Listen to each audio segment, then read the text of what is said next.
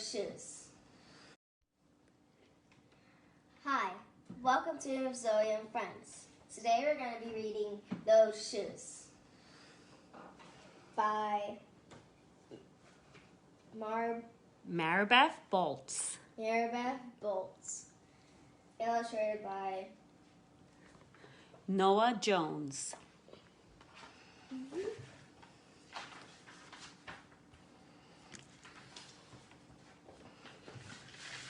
I have dreams about those shoes.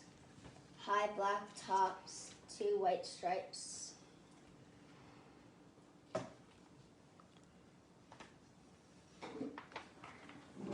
Grandma, I want them.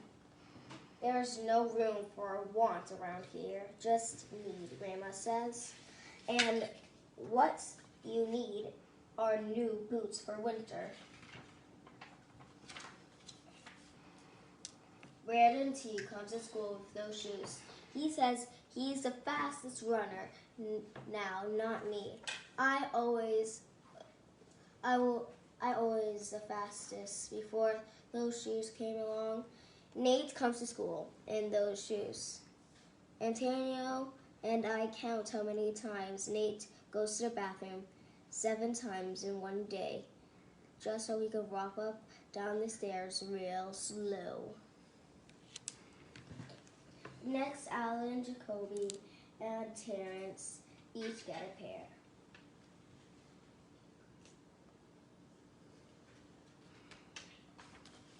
One day in the middle of kickball, one of my shoes comes apart. It looks like you couldn't use a new pair, Jeremy. Mr. Alfrey, the guidance counselor, says. He brings out a box of shoes and other stuff he has for kids who need things. He helps me find the only shoe that's my size, Velcro, like the ones my little cousin Marshall wears. They have animal on them from a cartoon I don't think anyone has ever watched.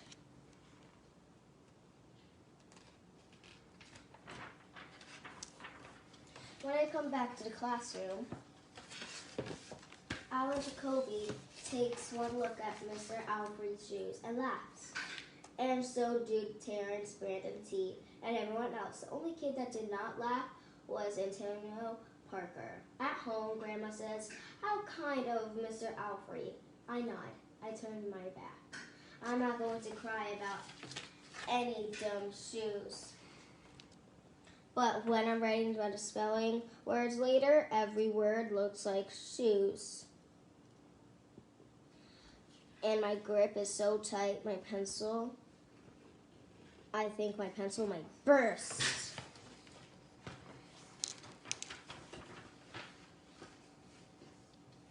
On Saturday, Grandma says, "Let's check out those shoes.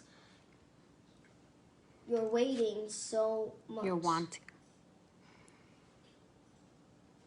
I got a little bit of money set aside. Might be enough, you never know. At the shoe store, Grandma turns those shoes over so she can check the price. When she sees it, she sits down heavily. Maybe they wrote it down wrong, I say. Grandma shakes her head.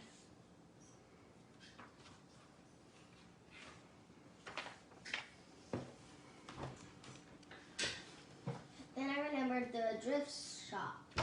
What if there's a rich kid who outgrew his or got 2 pairs for Christmas and had to give one of them away? We ride the bus to the first thrift stop. Black cowboy boots, pink slippers, sandals, high heels, every kind of shoes except for the ones that I want. We ride the bus to the second thrift shop. Not a pair of those shoes in sight. Around the corner, there's a third thrift shop. I see something in the window.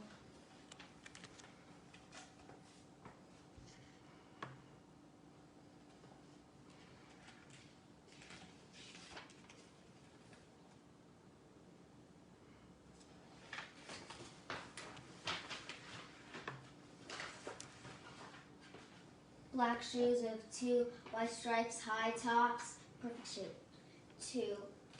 $2.50. Those shoes. My heart is pounding hard as I take off my shoes and hitch up my baggy socks. How exciting, Grandma says. What size are they? I show my foot in the first shoe, curling my toes to get my heel in. I don't know, but they fit.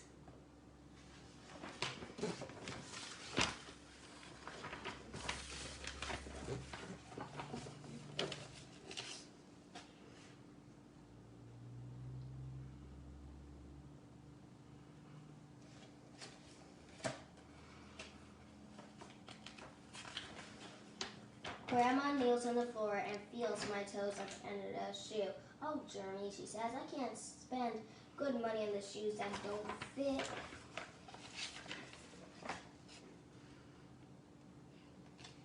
I pull the other shoe on and try to walk around. They're okay, I say, holding my breath and praying that my toes will fall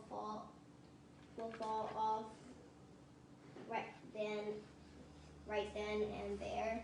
But my toes don't fall off. I buy them anyway with my own money, and I squeeze them on the limb to the bus.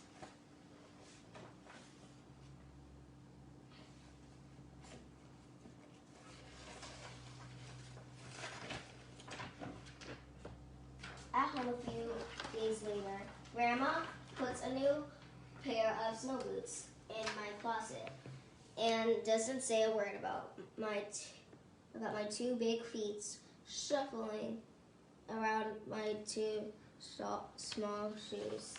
Sometimes shoes stretch, I say. Grandma gives me a hug.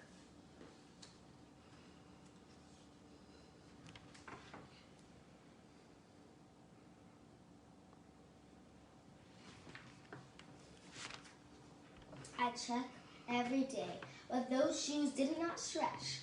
I have to wear Mr. Alfre's to go to school instead. One day during math, I glanced at Antonio's shoes. One of them is taped up, and his feet look smaller than mine. After school, I head to the park to think. Antonio's there, the only kid who didn't laugh at my Mr. Alfre's shoes.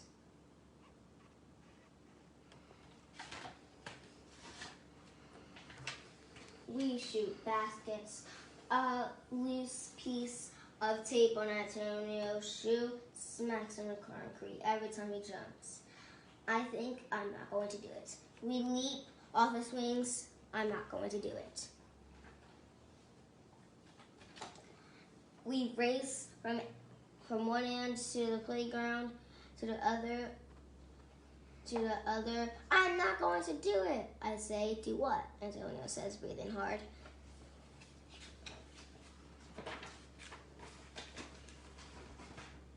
Grandma calls me for supper and invites Antonio over, too.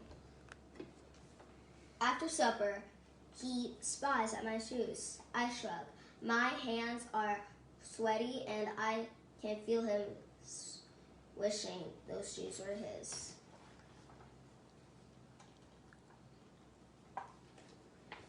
That night, I am awake for a long time, thinking about Antonio. When morning comes, I try to find the shoes one last time.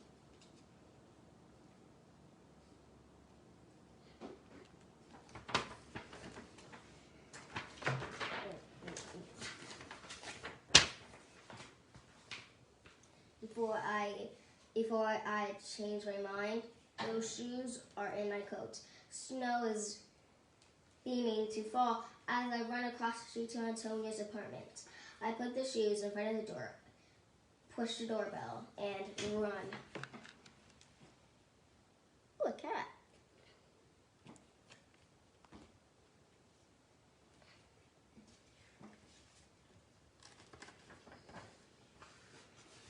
At school, Antonio smiles.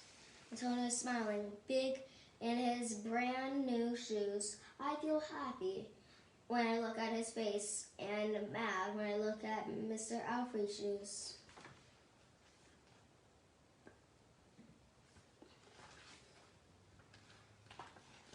But later, when it's time to go to recess, something happens.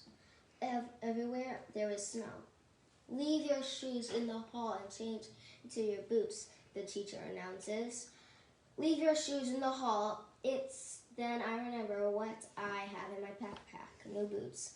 New black boots that no kid have ever worn before. Standing in a line to go to recess. Antonio leans forward and says, "Thanks." I smile and give him a nudge.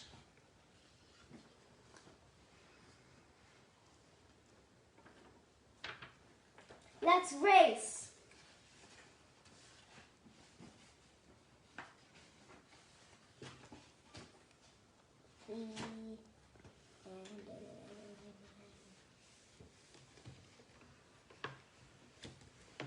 Thank you for watching. Bye.